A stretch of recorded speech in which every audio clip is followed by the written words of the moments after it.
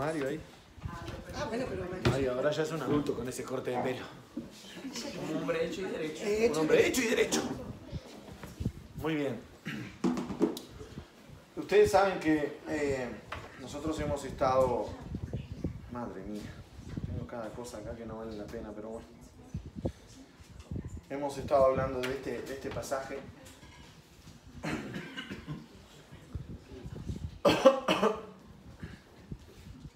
Déjenme decirles algo y ya dándole la bienvenida a la gente que nos asiste por los videos.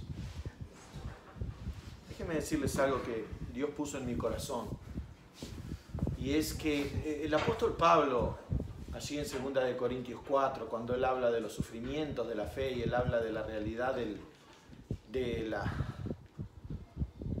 vida, de la lucha del cristiano, ¿no? El cristiano que vive por fe, y él hace aquella declaración o disertación sobre la realidad de vivir por fe, de que vamos a ser derribados, pero no vamos a ser destruidos. Él dice, tú vas a sufrir la realidad de este mundo, pero el mundo nunca te va a vencer definitivamente. Cuando Jesús habló de confiad, yo he vencido al mundo, él no se refería para tu bienestar, él se refería a la victoria del Evangelio y a tu misión de que el Evangelio sea conocido.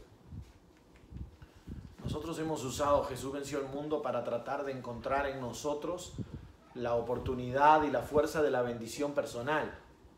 Pero Jesús no se refería a la bendición personal, Jesús se refería a la victoria del Evangelio a través de tu vida. Y yo quiero hacer una mención al inicio de mi mensaje esta mañana con lo que sucedió el domingo pasado. Muchos de nosotros dimos gracias a Dios que no estábamos allí. Bueno, yo no estaría tan seguro. Yo no estaría tan seguro de que tú quieres darle gracias a Dios de que no estabas allí. ¿Cómo tú quieres morir? ¿Dónde quieres morir? Porque morir vas a morir. ¿Dónde quieres morir? ¿Cuándo? ¿De qué manera? ¿Haciendo qué? ¿Cómo te gustaría que te encontrara la muerte a ti? ¿Cómo crees que te va a encontrar? ¿Solo, deprimido, renegando de la vida, habiendo vivido para ti y arrepentido del 90% de lo que viviste? Como mueve la mayoría de la gente, aún los que aparentemente conquistaron todo, pero se dan cuenta que el todo es nada cuando uno se enfrenta al enemigo final.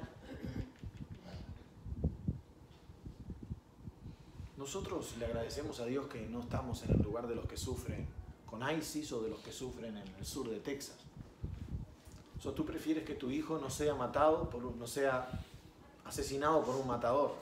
¿Y qué prefieres? ¿Que lo asesine Satanás? Y que le asegure la muerte eterna, ¿verdad?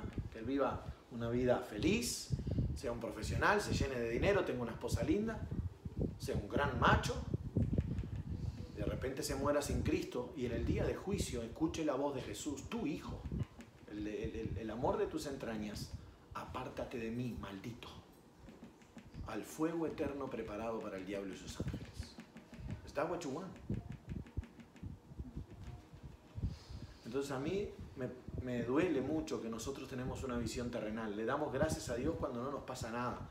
¿Deberíamos? Deberíamos nosotros. ¿Saben lo que decía Pablo? Que ojalá Dios lo tuviera por digno de dar su vida por él. Él ni siquiera consideraba que él era digno de hacer eso. Yo no estoy diciendo acá un deseo morboso de querer morir. Estoy hablando de que tú te das cuenta que el minuto que esa gente sufrió fue horrible. Pero el hecho de que esa gente sufriera el odio de una persona que odiaba su fe y todo lo que esa iglesia representaba, su amor, su compañerismo, y de que muchas de esas personas en un segundo abrieron sus ojos en la eternidad, con la seguridad de que en ese momento fueron recibidos en la gloria por Jesús. A mí me hace pensar mucho en que nosotros muchas veces hemos perdido la perspectiva y miramos solo lo que se ve. Incluso por eso he escuchado tantas preguntas acerca de Dios. ¿Por qué Dios lo permitió? ¿Por qué Dios permite que sus hijos sean muertos? Porque Él dijo que sus hijos serían muertos. Él dijo, en el mundo va a llegar un día en que los maten van a pensar que hasta le están haciendo un servicio a Dios. Y si no, vaya al Medio Oriente. La gente que mata a los cristianos piensa que le está haciendo un servicio a Dios. Pero eso está escrito, y lo que les quiero decir es que Jesús se encargó de decir claramente de la recompensa. Es más, nos llamó bienaventurados cuando eso nos pasara. Entonces, yo no estoy diciendo que tú querés que alguien entre y... Que nadie mire para la puerta ahora, por favor. Que alguien entre y te tire un tiro. No, no es eso lo que estoy diciendo. Lo que estoy diciendo es que a veces tu instinto, tu sentido de preservación se antepone al sentido común del Evangelio y muchas veces te va a hacer evitar cosas o lugares donde tu vida corra riesgo. Pero entonces, si eso pasa y si tú tienes miedo de llevar el Evangelio o de hacer cosas por temor, entonces tu Dios es el miedo y no el Jesús al que acabas de proclamar. De hecho, una de las definiciones de miedo es más fe en Satanás que en Dios. Una de las definiciones, obviamente no la única. Más fe en las circunstancias que Dios, más fe en los problemas que en Dios. Yo quiero desafiarles, esto no pasa en un día, pero empieza un día, a empezar a entender que este evangelio es un evangelio real, que merece la vida, y que si un día te toca morir, tú vas a querer morir por Cristo y no simplemente morir por morir. Eso de durar y persistir, dice una canción, no siempre quiere sugerir honrar la vida. Yo quiero desafiarles a que ustedes no miren la muerte del domingo pasado como una horrorosa tragedia, sino también como la honra de la fe. Y vean a sus hermanos mucho más vivos que ustedes mismos. Esa es la verdad que tú y yo predicamos. El que cree en mí, aunque esté muerto, vivirá. Amén. Amén. Gloria a Dios. Quiero tomarme solo unos minutos para finalizar este mensaje de Jesús en esta cadena de eventos que pasaron y que despertaron el deseo de seguirle. Y hablábamos la semana pasada y hablábamos justamente de eso, ¿no? Del precio de seguir a Cristo, de cómo Jesús, al contrario de motivar a la gente que fácilmente, de una manera liviana, hizo una supuesta oración de fe, como la llamamos, en este caso la oración de fe de ellos es: te seguiré a donde quiera que tú vayas. Y Jesús dijo: no. ¿Se acuerdan cuando Pedro, muy entusiasmado, le dijo: Señor, mi vida daría por ti, yo te sigo a cualquier lado? Y Jesús le dijo: mira, tu vida darías por mí. Bueno, antes que el gallo cante, tú me vas a haber negado 3 veces, mi amigo. Pero no se lo dijo de manera despectiva o condenatoria, se lo dijo para ubicarlo. Es fácil decir que me vas a seguir cuando me ves calmando el mar y los vientos y diciéndole a la tormenta: cállate. Y la tormenta, como el perrito. Pero ¿qué pasa cuando yo mismo, el Dios hecho hombre, no voy a obtener la liberación de Dios que tanto quisiera? ¿Saben por qué Jesús le pidió al Padre que lo liberara? Él sabía que el Padre no lo iba a liberar, para que nos quedara un testimonio que el deseo de él era el ser liberado. Él hubiera preferido que los ángeles que lo venían sirviendo desde que fueron creados, los ángeles, pudieran defenderlo. Él sabía del poder de aquellos seres espirituales, esos guerreros angelicales. By the way, me encantaría que escucharan, escuchen con atención algún día que tengan una canción de Marcos Vidal que se llama Gregarios de Lujo. Así se llama, Gregarios de Lujo. Es una canción que le compuso a los ángeles. Está espectacular. Escúchenla, Gregarios de Lujo. Es para sentarse y meditarla, hasta pónganla con letra en YouTube. Espectacular, sobre los ángeles. Son seres poderosísimos. Jesús, el ángel del Señor que acampó al lado de Jesús y lo defendió, porque ¿se acuerdan cuando le quisieron apedrear a Jesús? Jesús salió caminando en medio de la multitud como y no le tocaron un pelo porque no era su tiempo. Así el ángel te va a liberar todas las veces. ¿Sabes cuántas veces Satanás te quiso destruir? 1.000.000. Y el ángel del Señor, acampando alrededor tuyo, te defendió a ti y a los tuyos, hasta el día que tú o los tuyos glorifiquen más a Dios con la muerte que con la vida. Y ese día tú deberás morir. Y bendita sea para la gloria de Dios, la muerte de sus santos. Alguien me dirá, Gaby, es fácil hablarlo a ti porque no estabas ahí. Claro, y yo no estoy en ningún sentido obviando ni dejando de lado el dolor y el luto que hay que hacer, porque eso, de este lado de la vida, hay que hacerlo, porque somos seres de carne y hueso y sufrimos. Yo no estoy diciendo eso, lo que sí estoy diciendo que es estimada, que Dios no ve la masacre como masacre, Dios ve la masacre como la victoria definitiva sobre la muerte. Ahora la muerte no tiene más oportunidad sobre ese grupo de cristianos, no tiene más alcance, están fuera del alcance del mal de manera absoluta. Bendito sea el nombre de Jesús. Y dicho esto, digo, dentro de la verdad de Jesús, es que el propio Jesús experimentó el día en que la voluntad de Dios era atravesar la muerte. Y yo sé que esto no es un mensaje simpático, y menos en esta mañana que estamos con victoria, pero esa es nuestra victoria definitiva. Por eso es que no le tenemos que tener miedo a enfrentar a un mundo corrompido. Y perdonen que me voy un poco del contexto del pasaje, pero esto es una verdad bíblica también, que debe ser dicha. Por eso es que la canción que cantábamos ahora, levántate y resplandece. Por eso la canción de Elías, son días de cosecha. Jesús nos dijo, ¿por qué son días de cosecha? Son días de cosecha porque todas nuestras muletas humanas, todos nuestros recursos humanos están siendo quitados y ahora tenemos que ampararnos en el poder de Dios. Precisamos su gracia, precisamos su poder, y cuando más se expresa nuestra debilidad, más grande se expresa el poder de Dios en nuestra vida. Esta es una época de creer. Este sacrificio de estos hermanos en el sur de Texas tiene que hacernos parar y decir, y tenemos que congregarnos más todavía, no solo los domingos, vamos a reunirnos los lunes y los martes y a proclamar que Jesucristo es el Señor. No es ni una pizca de menos de Señor porque alguien tuvo la autoridad o el poder de entrar y matar. ¿Dónde estaba Dios? Dios estaba venciendo la muerte y alejando a todos los lobos de la muerte que quisieron realmente quedarse con todo el paquete de aquellos hermanos. La muerte, con todo su deseo, trató de agarrar a aquellos hermanos nuestros. En el valle de sombra de muerte está lleno de lobos de la muerte, tratando de llevarte a la verdadera muerte. Pero déjame decirte algo, tú vas a atravesar ese valle de la mano del único que los venció definitivamente y eternamente, Jesucristo el Señor. Y tú vas a llegar al valle, al lugar de pastos verdes que está del otro lado del valle de sombra de muerte. David dijo, no temeré mal alguno, no dijo no sufriré mal alguno, no dijo el mal alguno no va a poder llegar cerca. De hecho, el valle hay que atravesarlo y todos tenemos, pero es la victoria definitiva de Jesús. Ahí se expresa la mayor victoria, solo que como no la podemos ver, nos quedamos con un sabor amargo de este lado de la vida. Pero no se engañen, Pablo dijo, miren lo que no se ve por los ojos físicos, eso es lo eterno. Y en ese desafío, Cristo, esa vida de Cristo, no puede ser rebajada ni a una oración de fe, ni a un evangelio de, ay, sí, voy el domingo y el lunes.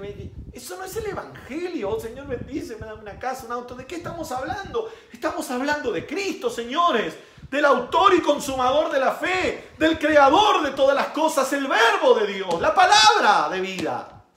Él es digno de todo. ¿Qué digo de la muerte? Él es digno de 1000 muertes. Él es digno de todos los sacrificios, Él es digno de todas las ofrendas. Si Dios nunca te diera nada más que la eternidad, si lo único que te diera Dios fuera la salvación, aún así tú deberías seguirlo y morir y entregarte y etcétera, etcétera. Pero este Cristo no solo nos ha dado la vida eterna, sino que nos promete victoria aún estando en el valle de lágrimas. Nos promete victoria. Ayer yo veía una victoria tremenda de una familia que estaba enterrando a su hijo, pero que la fe en Cristo lo sostuvo. Pudieron ver más allá de aquello que estaba allí. Y todos los que estábamos ahí fuimos testigos de eso. El Padre dijo una frase que no me olvidaré nunca más en mi vida. Mi serenidad no es indolencia, es fe. Oh, bendito sea el nombre de Jesús. Ese es el evangelio que yo predico. Mi serenidad no es indolencia, es fe. Yo sé en quién he creído. ¿Sabes tú?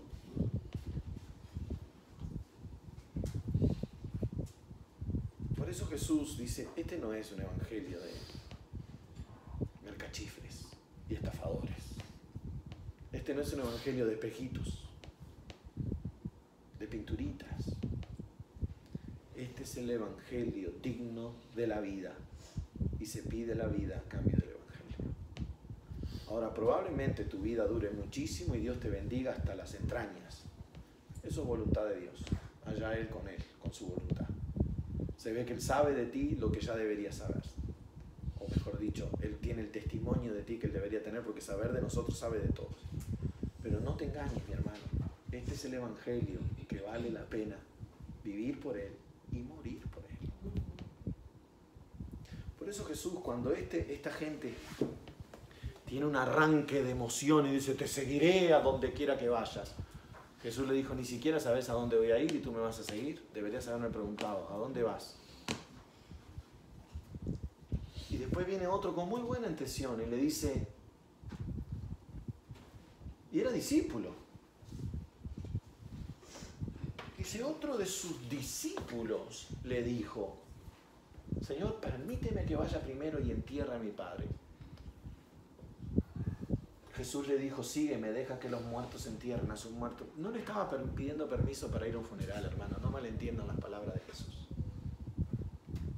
No le estaba pidiendo permiso, mi papá murió y voy a ir a asistir al funeral y te sigo. No es eso lo que se está refiriendo este discípulo.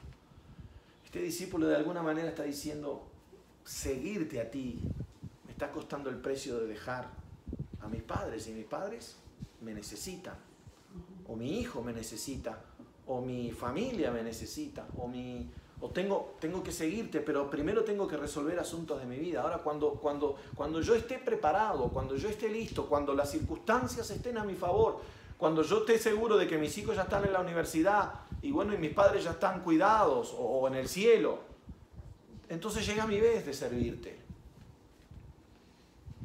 Y Jesús le dijo, deja que los muertos entierren a sus muertos y tú ven y sígueme. En realidad no es que Jesús le está diciendo de ninguna manera, vamos a hacer es una suerte de cementerio, una cosa tenebrosa. Lo que Jesús le está diciendo en otras palabras es, hay gente ya que ha decidido no seguirme, que se encargará de eso. Pero tú debes seguirme.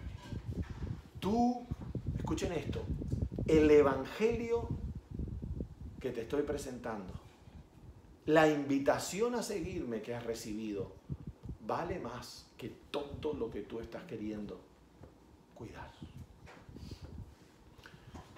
Miren, hermanos, a nosotros en el idilio de este mundo moderno, religioso, y déjenme terminar con este pensamiento, es muy importante que yo diga esto.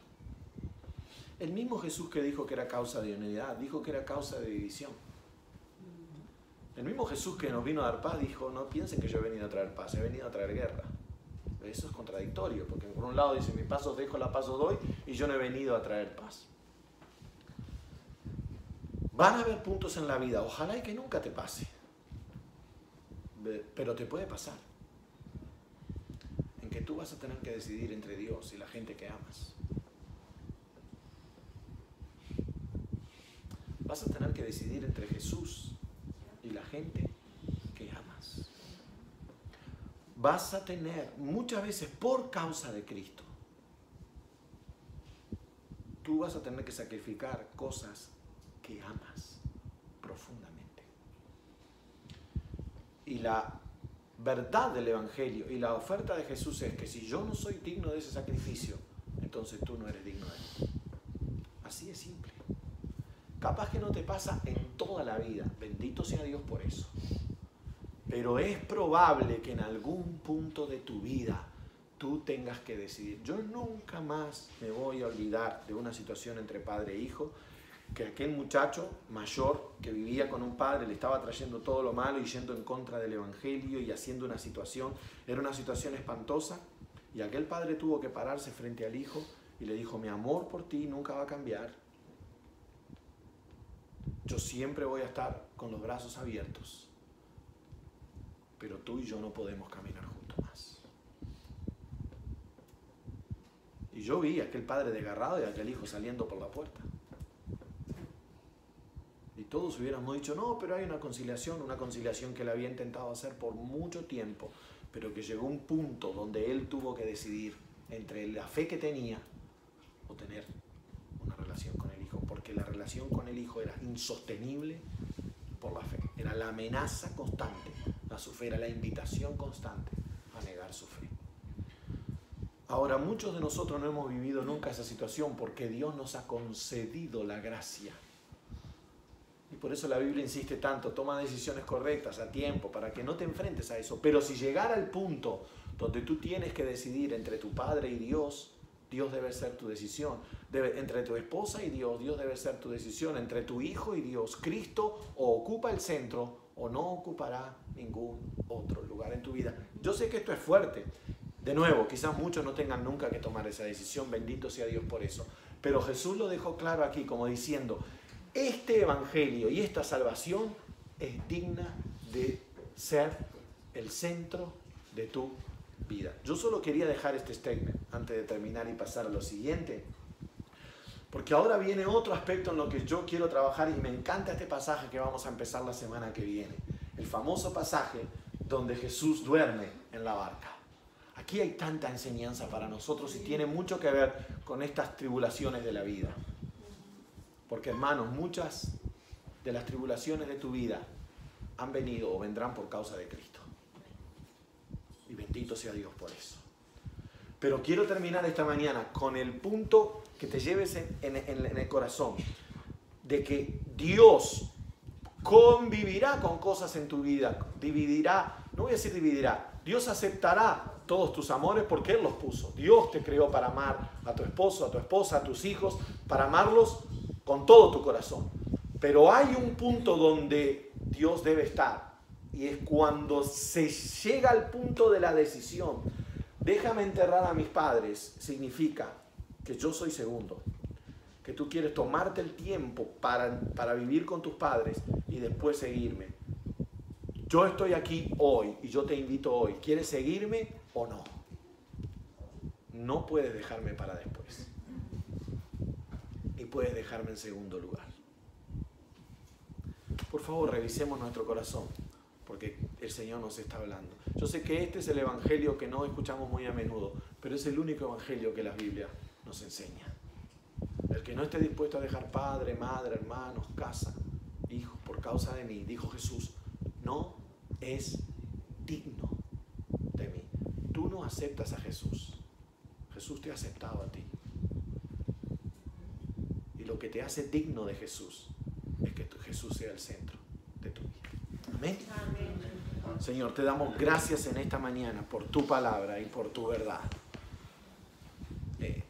Ayúdanos a vivir de tal manera que en última instancia, no importa cuál sea la situación, aun cuando sea la decisión entre la vida y la muerte, como hemos visto a muchos, pero muchísimos de nuestros hermanos, que han sido desafiados o invitados, o no digo invitados, no es la palabra correcta, que han sido impuestos a negar su fe a precio de muerte, y ellos se consideraron dignos. Tuvieron la bendición de decir, tengo la dignidad de morir por Cristo. Que jamás, en ninguna circunstancia,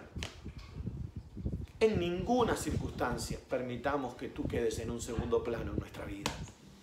Tú eres digno, amamos nuestra familia, amamos nuestra vida, amamos el lugar donde nos has puesto, en fin, tantas cosas que amamos. Pero a ti te amamos con todo nuestro corazón, con toda nuestra alma, con toda nuestra mente. Tú eres más importante en nuestra vida que ninguna otra cosa. Y si hay que decidir, serás tú, nuestra opción.